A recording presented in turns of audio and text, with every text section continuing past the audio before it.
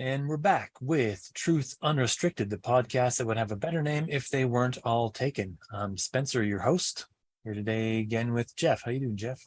Not too bad, buddy. How about you? Pretty good. Before we start, just a reminder, if we say anything that you want to make a comment on, or especially if we say anything that you feel is in error or you want to correct us, comment on what we say and make sure we're getting it right. The place to send that email is truthunrestricted@gmail.com. So, need to get right into it today. A lot to get through. I have a concept in my head called cultural Darwinism. Now, I want to be pleased to say that when I did a Google search for this, I only found one other reference to this, and it was in relation to, I don't know, some scientist that was trying to trash some other scientist about something or other. Not really anything to do with my concept that I have in my brain at all. So I feel pretty confident that I can just take it. Copyright 2022, truthunrestricted.com. Right, yeah. Thank you. Jeff is also my lawyer in real life. Yeah, and I also want to say that if Charles Darwin were alive today, he would be appalled at all the many, many various ways we use his name. But I think this one is fine. This is exactly the way it was originally intended, about his idea of survival of the strongest and the fittest. Yeah. So this is how this concept works. So we're going to think of individual communities as though they are individuals. We do this all the time anyway. You know, you might talk about the police as if they're just one person. Oh, the police did this or the police did that. Or, you know, the government's one person, really. The government did this, the government did that. Individual communities can be thought of as individuals, as if they're a hive mind. And the characteristics of an individual, when you're looking at it this way, are really just the culture of that community. Culture really being just what you might reasonably expect the individuals of that community to be doing or acting at any given time you might observe them. That's pretty simple. So, but would include such things as like that culture's code of laws and, collective beliefs in overwatching otherworldly invisible beings in the sky that they worship. Yep. Any kind of religion, any kind of other belief about the world, all those Any things. system of law and order. At any given time, if you were to go to them and ask them questions about what they believe or what they might be doing or acting or thinking, this is the collection of things that we would call the culture of any group. But just to clarify and put a fine point on it. Sure. What we define as culture within the bounds of cultural Darwinism that we're exploring as a concept would include such things as that culture's code of laws, right? Like the rules that we make as a people and all agree on that this is allowed and that is not allowed, and there's punishments for this and rewards for that. Right. All of that is intrinsically part of what we would call culture. Yeah, like the social contract that people live under, the unwritten social rules, all of those things are all part and of the culture. Written rules. And the written rules, of course. Yes. They're all part of it. Culture is a very wide umbrella across any community. And every community does sort of come to decisions on what rules it's going to live by. How they come to those is also different, varying on which community. But they all tend to have rules, written or not, or usually some version of both. And those rules, I mean, every community can come up with any set of rules that it wants to live by, any level of tolerance or strictness of any kind of behavior. All sorts of communities come up with all sorts of different versions of this. That's fine. But when you have communities that have to directly compete with each other, this is when we get interesting situations. So in today's world, like, first of all, I want to put a new disclaimer in this, in that a lot of people might look at what we're saying here and think that we're advocating for it. And that's not what we're doing. This isn't some kind of sideways social Darwinism or whatever. This is a recognition that this is a thing that people have behaved like in the past, primarily. So right around sometime around 1 million years ago, humans became the top of the food chain. We learned how to make fire, and everything changed after that point. And from that point on, I mean, we have changed physically slightly since then, to some extent. Mm-hmm. And we can tell that by fossil records and whatnot. But the most important changes we made since then were all in the decisions we've made and how we've lived. That's been the primary driving force for developing all the things we've developed since that point, is the decisions that we've made. And that includes how we've lived and all of that. And so this is what I'm talking about now, is that as we live in communities, we decide how we're going to live within each one. And in our society, we pretty much have everything. We can live anyway and we're fine.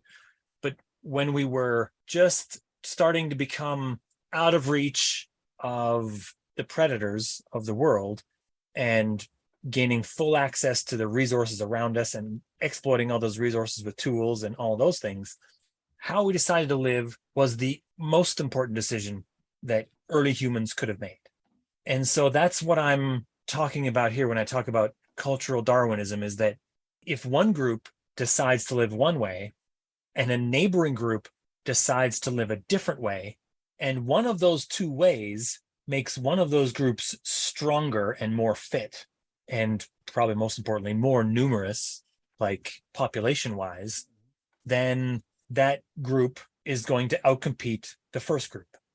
And in prehistory, this must have happened countless times, because we all started in one region, that was Africa, and we expanded from there. And we actually expanded from there several times over. But one thing to talk about while we're dragging the subject back to prehistory, Sure, is like the early exercising of culture itself is what I think gave prehistoric man the edge that he required to maintain the top of the food chain, because individually we're still far weaker than many predators out there, and especially the predators of the day, right? Even armed with the tools and weapons that they could furnish themselves at the time. One hunter or one individual alone in the wilderness against a host of other animals wouldn't survive the encounter. It was our intelligence and language and the ability to communicate with each other and act cooperatively that gave us the edge that we needed to dominate the food chain. And it's an economy of scale. Like raw genetics and raw genetic advantage from conventional Darwinism can only get a species so far. The fastest and most efficient means that we found to circumvent that is to scale up through cooperation. And that's what culture is cooperation. The agreement between several members of a species or a group or a community to work together for the collective good rather than each of us going out on our own. yeah, that's an important point, is that we only got this far. And even back a million years ago, our ancestors only got as far as they did because they worked together. That's a hugely important point, is that no one got there on their own. Some individual ideas were found by individuals along the way, but it was only in the sharing of those ideas and the perfection of them through many iterations that we got all the ideas we have now and made this wonderful civilization, if we want to call it wonderful. And only through cooperating is that possible. But as much cooperation as we did, we also had an awful lot of competition. So that's what I want to talk about right now, is that individual communities competed with each other for the resources. And this, once you're at the top of the food chain, your greatest competitor is other humans. Yep. And if you can make decisions to allow your people in your community to live better than the people in the neighboring community, you are going to outcompete them. You're going to use resources more efficiently. You're going to use more of the resources. Those will be resources that other community can't use. And most importantly, if you can make more children and have those children live longer, then you are going to outcompete the other community. That's just how that works. So all the crazy ideas that early humans must have come up with for all the different ways to live, we can see among many different areas of the world. Even now, we can look back at some places kept track of history, some people haven't, but they've just continued on with traditions. And there's many various ways, but there's some things that are common among nearly all of them. So the second half of this concept, I want to talk about one of those things. So most, and really probably all cultures that we know of have some form of a thing that we generally, in English anyway, call marriage. Now, to some people, most people haven't really thought about this marriage thing that often. It's ubiquitous. It's one of those things that you don't really think about because it's just always sort of there. But all of our closest cousins in the animal community, all the great apes, very few of them live in a way that's even close to monogamous. In anthropological terms and primatological terms, they call this sort of monogamous or promiscuous on a, I think they have a scale or something. I don't really know what they do, but they generally have these two different ways, and there's a gray area between them. Some But mammals, suffice it to say, for the sake of this debate, we could confine it to a binary choice of Sure. Promiscuous or monogamous. Right, because I think for humans, some people like the idea that humans were just naturally monogamous and it was all nice and beautiful and they got together and married each other. However, I think that's very unlikely. Humans even now aren't really naturally monogamous. You only have to remember your time in high school to know that that's true, I think. One such idea that is present in pretty much every culture, certainly all the ones that have left Africa, is marriage. The idea that we are going to pair up and couple for life. And some people like the idea that we're naturally doing this, that it's a natural part of life, that it's, for some people, it's even the goal of life somehow. And that's, I think that's nice and it's beautiful even, but I don't think that fits with what we know about the animal kingdom. And humans, I don't believe humans are naturally monogamous. We're not like wolves somehow that just mate for life.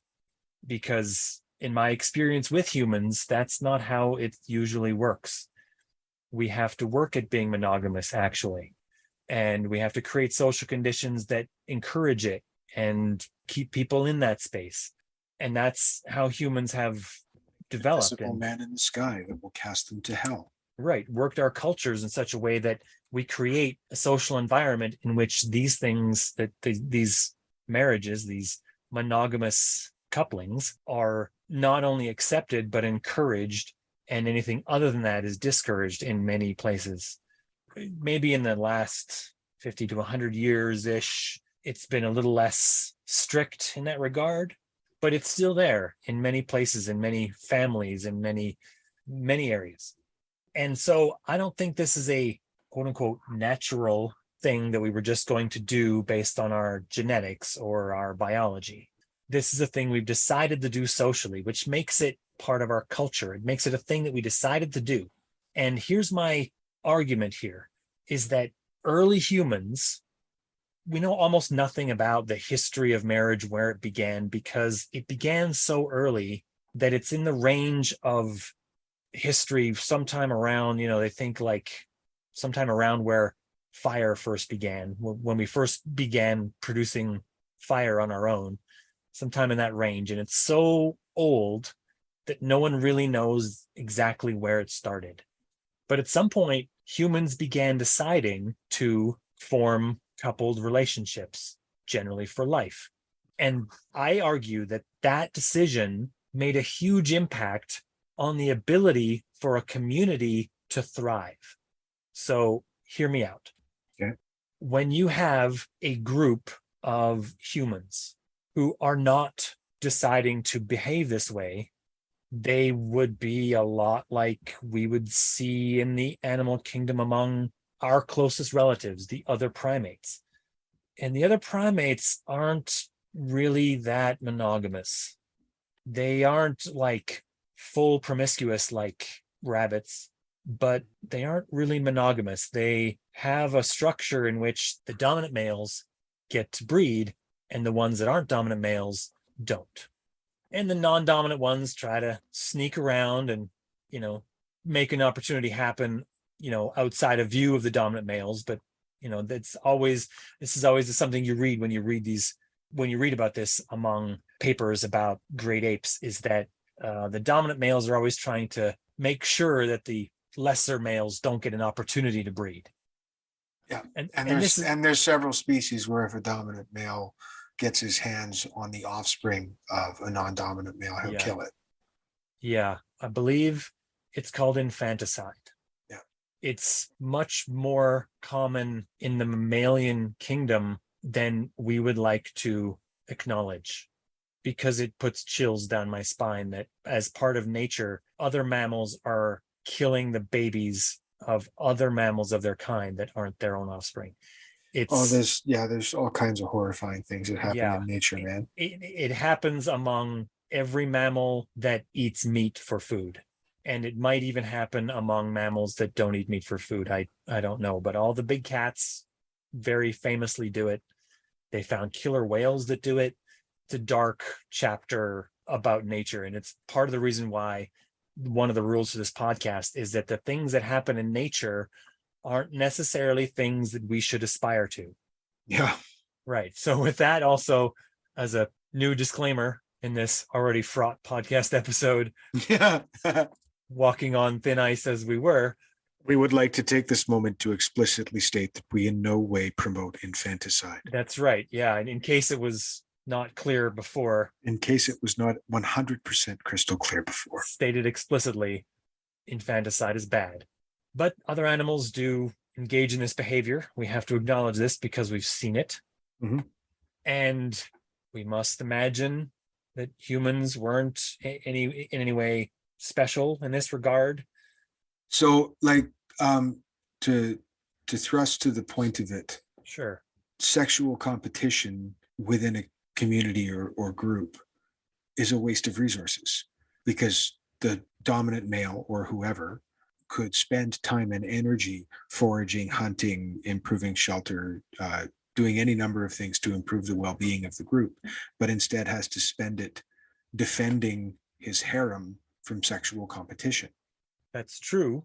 In the true Darwinist perspective, in the what you might consider to be the true, what might be survival of the fittest, or perhaps reproduction of the fittest, as it's probably more accurately stated, this isn't an inefficiency. This is the thing that keeps that group stronger, because if all you're going for is raw strength, then the ability to push aside another gorilla makes that gorilla the strongest and literally the best one to create the children.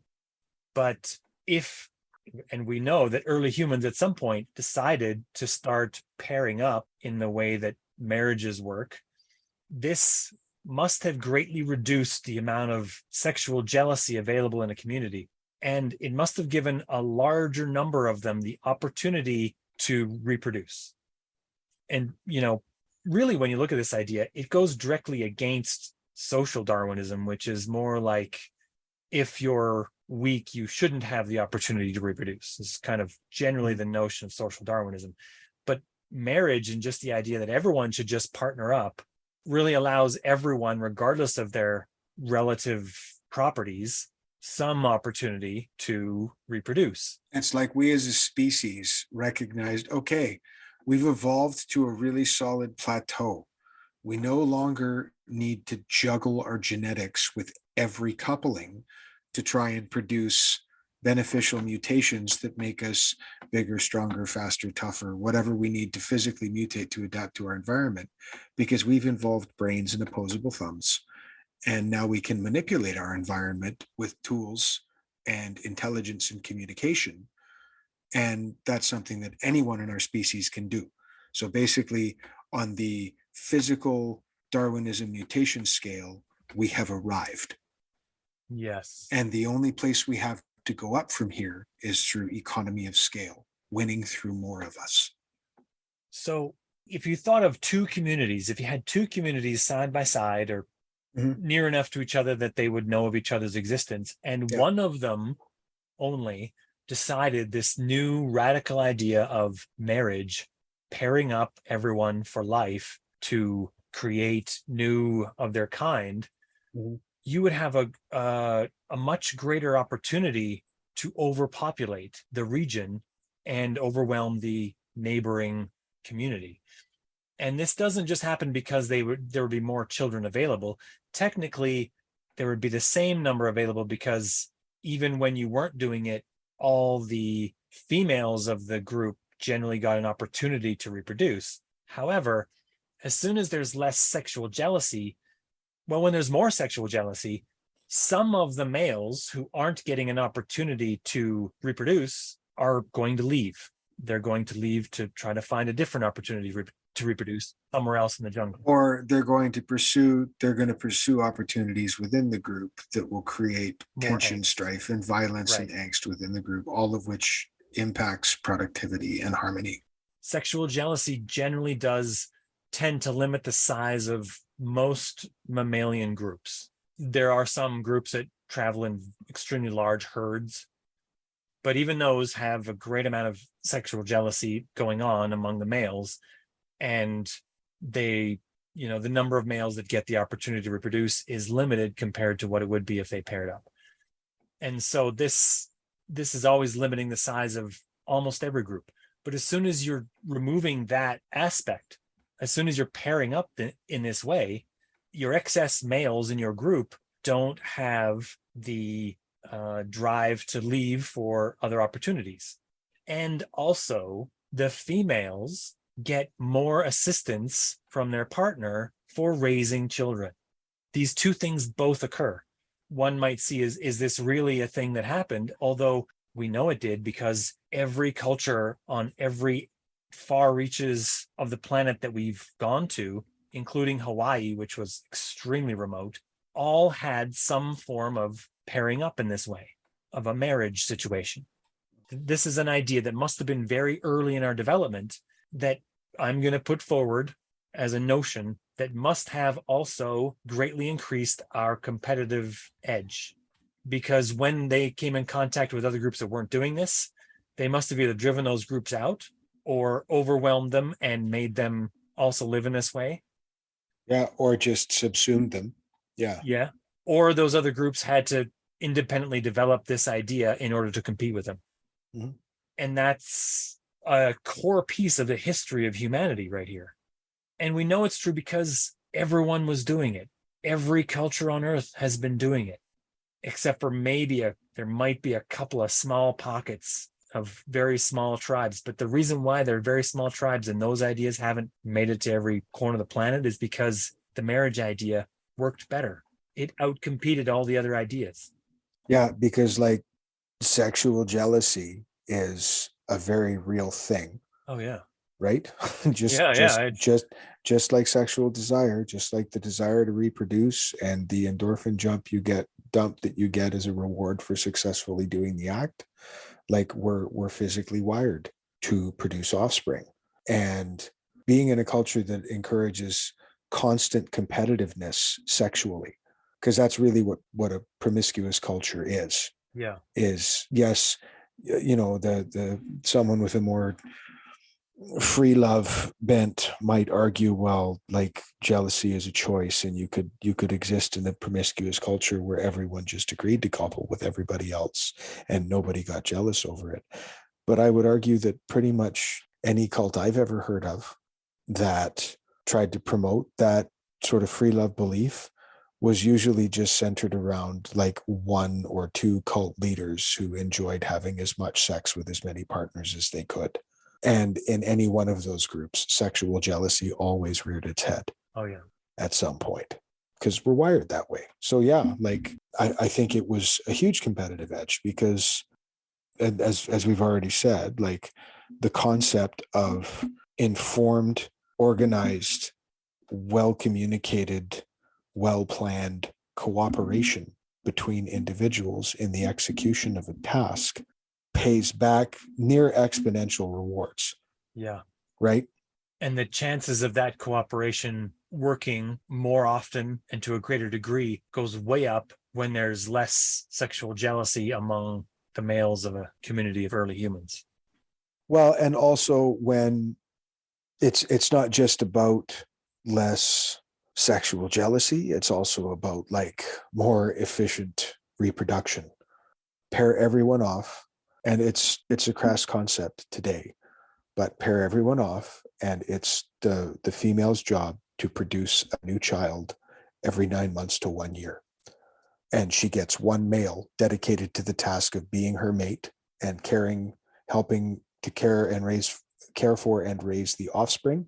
and help support her when she is basically a baby machine. Yeah. A lot of ancient cultures and a lot of old school religions, sorry to beat that drum, but it's there. A lot of their central tenets are based around, like, contraception is bad, and it's the woman's job to produce as many offspring as she is physically capable of doing so. And that goes hand in hand with the marriage and monogamy concept, right? Yeah. The successful population is the one that gets larger faster. When I look at this concept, I also see most of our global conflicts in this light. Mm. This has been, I mean, you could look at all of World War II in this light, that World War II was about two competing cultures looking to dominate and defend against that domination in that way. And one could even argue that it was more than two cultures, but look at the Cold War afterwards. Communism versus capitalism. But well, yeah, and then the Cold War could be seen the same way, that this is really about these two groups wouldn't be at each other's throats if they lived more like each other. That's an interesting way to look at these things. It's not something, like we said at the beginning, I don't think that this is a thing we should encourage or promote, but it is definitely a way in which we have lived in the past. Well, and it is pretty telling where, like, a lot of wars arguably are cultural wars, like one group trying to physically force itself or force its ideology upon another group. Yeah. It's going on right now in the Ukraine. Like it's still happening today. And I think a great deal of what we see is modern diplomacy between nation states, the UN and NATO and whatnot. Although we love to hector it for its lack of efficiency or perceived level of corruption or ineffectiveness, it really is just our cultures, or the more peacefully inclined in our cultures, working to try and find like a cultural hegemony where we can bring that level of cooperation. Like we went from, family unit to community to township to city to province to city state to province. And now we have nations and all these separate and distinct cultures in the world. And we're trying to find a way to sort of blend those together and peacefully coexist now. Like it's almost like we're in a new phase because we're kind of hitting the ceiling of our real estate. So the whole expand to succeed thing isn't a panacea anymore because we're kind of running out of room for that. So I think what we see as modern diplomacy is really like sort of the next step of cultural Darwinism, of trying to find a set of rules that everyone can live by. Yeah, dilute the culture to a point where it's one that everyone can belong to. Like the global community, I think, is sort of our next evolutionary step in cultural Darwinism. And I think we're struggling really hard to make it. Yeah, because each culture still wants all the other cultures to bend to what they have. Whereas what we probably should be looking more for is a way to find a general set of rules that everyone can live by without having to give up their individual ways of life. If that's possible, I don't know. If anyone from the UN is listening to this, give me a call. Well, I mean, there's also the fact that like a lot of cultures in the world have at least some of their defining tenets or, things that they identify themselves by as a thing or another group that they hate. Mm. So like until all of that baggage gets shed by the individual cultures, I don't think we're going to make that next evolutionary step. Having a culture be defined by who they oppose it's a dark way to define a people. Well, yeah, but it's done. And I think it's done arguably premeditatedly because, it taps into that whole jealousy and competitiveness thing. Like it's really easy to prey on hate. Yeah. To convince people that the ills in their life is that group's fault over there. So we should hate them and kill them. Pretty much all racists are defined this way. They're defined by who they oppose. Well, with that happy note, let's way to go out on a high note. We'll sign off with racism. Have a good night, buddy. Okay. Till next time. Till next time.